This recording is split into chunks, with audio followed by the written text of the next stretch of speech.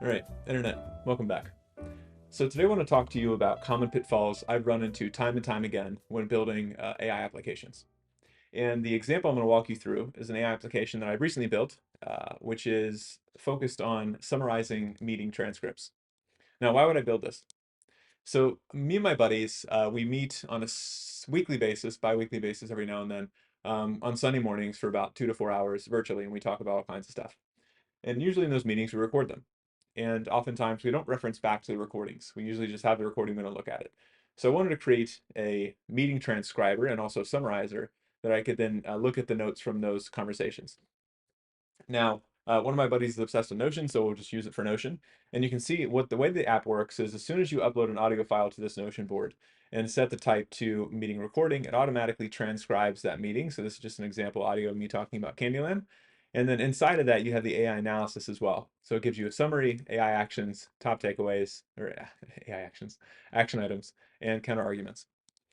Now, the cool thing here is that I can update the prompt over time. So maybe if I'm not necessarily interested in these specific things, I can update the prompt that I'm feeding into Claude to pull out different items of the transcript. So it's a really cool kind of adaptable application that you can then adjust what you care about from the meeting. So I don't necessarily care about telling you about the application itself. I want to tell you about the pitfalls I've run into. So before we get started, I want to give you kind of a chart that I feel like summarizes the movement that's happening currently with building with AI and building without AI, or building with kind of distilled versions of AI. And I think of it as a chart kind of like this. So we have a fun factor, access. So this is how much fun you're having, how much time is passing. Oftentimes when you develop with applications or without AI, it looks kind of like this. How do I know? Because I've done it a bunch. I studied computer science in school. I've built a lot of applications in my career before AI came about. But in the last 6 months, I've built more applications than I have in the last 6 years. So, and the reason I'm doing that is because it's more enjoyable and it's a lot faster. And the cool thing about these tools is that a lot of people that don't necessarily have the skill sets of a computer engineer can build applications today, which is really exciting. And when you're on this journey without AI, you run into all kinds of things. So the first thing is you have to research things in Stack Overflow. So you're getting excited, then you run into a bug and you get sad because you have to do a bunch of search around trying to how do I solve this. Oftentimes you'll get excited again because you fix something, and then you get sad again because you have another error. Oftentimes the error is something small and stupid, like a missing comma. And then you'll fall into the despair trap sometimes, where you kind of like get endless errors and it's a death spiral. That's not fun. But if you utilize AI and utilize it in the right way, you can actually go on a different journey where at the very beginning, you make tons and tons of progress and you're having a lot of fun. And the reason being is that code isn't just being suggested, but it's being written on your behalf. You also have errors that pop up, but luckily you have AI that can actually magically fix a lot of those errors for you. And then the coolest part is that you get done in a fraction of the time. So that's why I'm able to build so many apps today, is because it takes so much less time to do so. So this is kind of the chart that I think summarizes this perfectly. Now, there's different types of tools you can use to build with AI. Each of these tools have a different purpose. Some are more user friendly than others. So these two here, so Replit Agent and Bolt.new, these are both likely going to be replacements for Wix and Squarespace. So when you want to build applications on the web on a website or on the internet, these are both hosted in a browser, and they make it very easy because you're not only building, but you're also deploying. We have others like V0, which are very good at UI. So they focus on building out really aesthetically pleasing UIs. Then we have kind of the enterprise offering from Copilot at Microsoft. And then I have these two here. So these two here are Windsurf and Cursor. These are the two that I've seen utilized most by AI builders because they're more targeted towards developers, and they give you more, I guess, more features and more powerful ways of doing things. But either way, you can use any of these in any way, shape, or form to achieve the goals you're trying to achieve. But we're going to focus on these two because those are the two that I've used the most. Now, I want to walk you through a process. Before we get into the tips and tricks, I want to walk you through the process that I'd recommend to use when using these tools to avoid as many errors as possible. So first and foremost, we're going to send a prompt to GPT-4o via whatever method you'd like. And that prompt's going to be basically explaining what the application is going to do at the end state. So if you can envision this application working the way you want it to, in as much detail as possible, explain that to GPT-4o, but prompt it in a specific way saying that I want you to expand on this, and I want you to expand it in a way that you're conveying it to somebody that doesn't necessarily know a lot about building applications. So once you get that expanded output, you're going to power it up. You're going to power it up by actually sending it to O1. And before we send it to O1, we're going to add some more context. So we're going to send this to O1, this new description that we have, but then we're going to ask O1 to write a product requirements document, which is basically a document that conveys what you want an engineer to do. But you wanted to write it in a very hyper detailed way. You wanted to write it in a markdown file format. You wanted to break the steps down into phases, and each one of those phases should have check boxes of what's completed for the implementation. And then also, you want to have it write it as if you're giving this document off to a noob engineer, somebody that doesn't necessarily know how to write much code at all. You want to be as descriptive as possible. Once you've done that, you get a massive markdown file that comes out, and that's going to be the base that we're going to build off of, and we're going to feed into our future models for building. So that's kind of the flow that I use, and that's the flow that's helped me avoid a lot of errors. So this is the tips and tricks phase. So this is where we're going to start actually implementing this stuff. So we have our products requirement document. We're going to send that off to Cursor.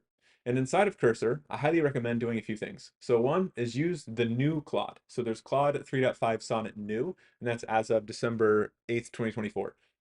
As new models come out, use the newest one. Claude by far is the best right now when it comes to coding that I've experienced. Then we have different types of features inside of Cursor. So there's chat and Composer. I highly recommend using Composer because it has access to all the files and has a broader context.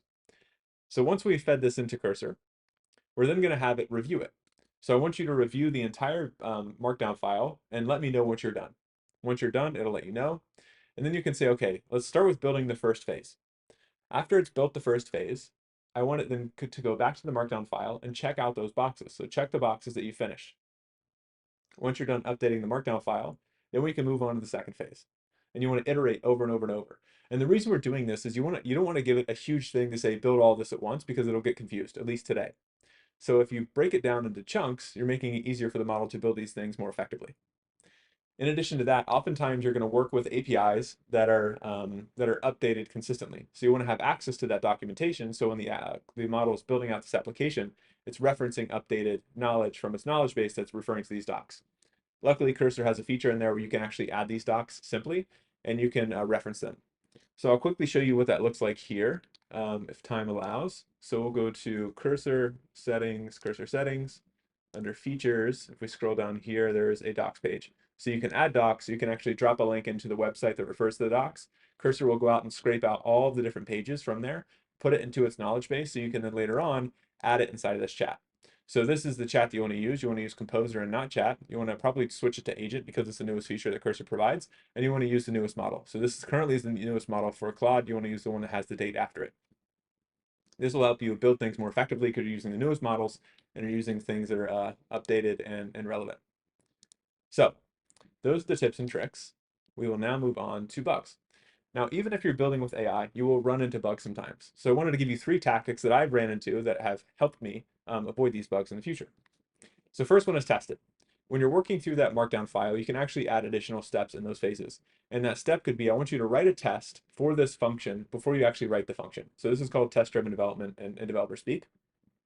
And you're doing this because when you write a test first for how the function should operate, when the function is written, it has to be tested against this test case. And if it doesn't pass the test case, then it has to go back and fix that function to ensure that it passes. And the model can then iterate on this process over and over and over. That's how we solve the first one.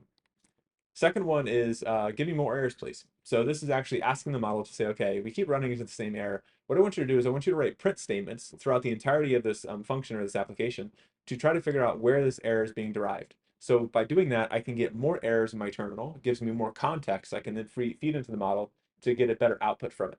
So we're getting more context so we can feed into the model. Last is ask a friend. So I ran into a series of problems that were on a recurring basis, specifically around memory needs when I'm kind of deploying this remotely, which is kind of relevant to this point. But you want to ask a friend. So what I did here is I took the context from those errors, I fed that into O1, but I gave it some additional context saying, hey, I've ran into this error many, many times. Here's some of the issues I'm running into. Here's some of the terminal output for the errors. Can you help me figure out what the issue is here and what are alternative solutions? And then take that response from O1, I feed that back into Cursor with Claude and say, hey, based off of all the things we've worked on, how do you think this solution would work? Do you think this is an effective thing we can approach? And oftentimes Claude would say, yeah, it's actually a smart thing to do, and they would implement it, and we'd avoid the error. So that's another way we can do this, is asking a friend. So like I said, I've used both Cursor and Windsurf quite a lot, and I wanted to kind of discern the difference between the two and why I use them hand in hand currently. So as the products are today, Cursor has a feature that Windsurf doesn't, where they have the docs. So I can put a link in there, I can have it go scrape the API docs, and I can have an updated reference to that documentation in the knowledge base of Claude when I'm building applications. That's really important. Windsurf, on the other hand, is very good at context. So it can actually understand the interconnectedness between all the files in my application. So an example here is oftentimes at the end of building an application, there's tons and tons of files that exist that aren't necessarily needed. So what I'll do is I'll ask Windsurf, hey, can you review all the files in this folder and say, okay, which of these files are not needed based off of how the code functions and what's inside of them? It'll do an analysis and it'll come back to me and give me a list and say, okay, here are the different files you don't need, you can delete them. That's something that Cursor isn't necessarily as great at, and I found the Windsurf is pretty effective at. So I'd recommend using it for those features. But in the future, hopefully when GPT-5, GPT-6, or Claude 4 come out in the next probably year or a couple of months, all these steps, all these processes might not be needed because as the models get better, it'll take simpler and simpler prompts to do more and more effective things. So in the future, my hope is that we send a very simple prompt to one of these models and it builds the application knowing what we want. And if it doesn't necessarily know what we want, instead of us prompting it, it prompts us. So it comes back to me and says, okay, you said you wanted this, but we need to think about these 4 steps as well. And how would you like that to look? And there's a lot more back and forth between me and the model. We're working in unison cohesively instead of me just prompting it and asking it to do things. It's actually asking me to do things as well. So with that being said, those are some of the lessons learned. I hope this is useful, and I'll see you next time.